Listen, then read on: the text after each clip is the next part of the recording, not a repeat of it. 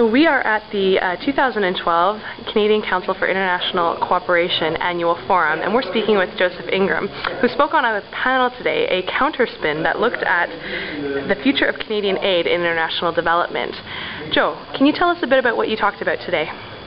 Well, we were, the three of us on the panel, or the four of us on the panel, were asked to address global issues and what's happening to the global development agenda and how the developments at that level might impact on Canadian CSOs and CSOs generally and globally, so not just in Canada, but generally, and what the changing nature of the development process involves and what the broad trends are in the world, including a broad trend of reduced financial support from a large number of OECD governments, traditional donor governments, for international aid budgets. It was a very interesting discussion. Some provocative things were said, I think. And what were some of those provocative things, Joe?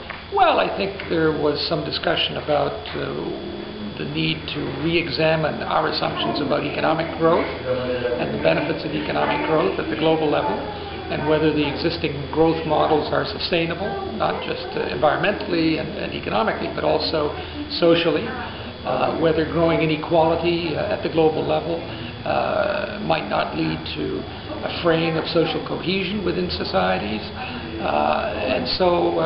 There were a number of issues addressed. Also, the role of the Canadian government in providing international development support, and whether the situation in Canada has altered dramatically from what it has been historically, especially with a rather significant reduction in funding for Canadian aid through CEDA and through the IDRC.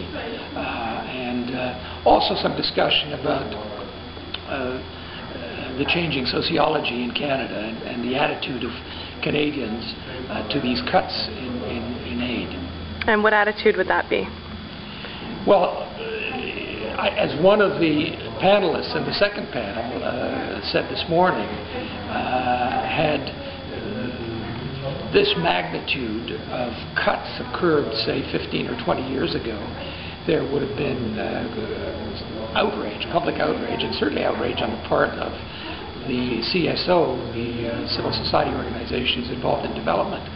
There would have been collective outrage on the part of those organizations, and probably broader public support from those organizations. Whereas today, when these cuts were announced, there was no reaction. There was a whimper at best. And so there was discussion about what this suggests about how Canadians are feeling about international development cooperation generally. As somebody put it, Canadians support international development broadly, but it's about an inch deep. Well, thank you very much for your thoughts on the panel that you participated in this morning, Joe, and we'll look forward to hearing from you in the future.